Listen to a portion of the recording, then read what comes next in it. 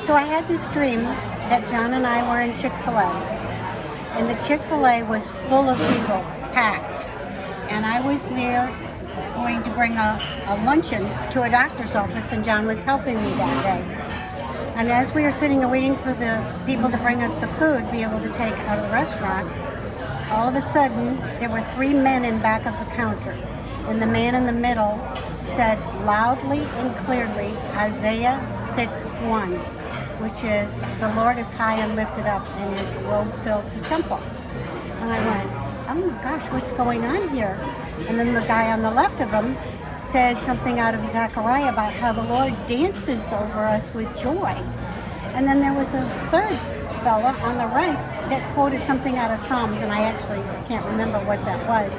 And all of a sudden I started saying, what's going on here? And I started raising my hands and I started to cry, because it was like, oh my gosh, God, you're just right here in our midst. And so after I turned around and looked with my hands raised up, everybody in the whole restaurant was on the ground with their heads bowed beneath their arms, weeping. And I said, oh my gosh, God, this is like when the glory comes in. And he said, everybody's so expectant for the glory to come in the church. But actually, when my glory comes, it will be everywhere.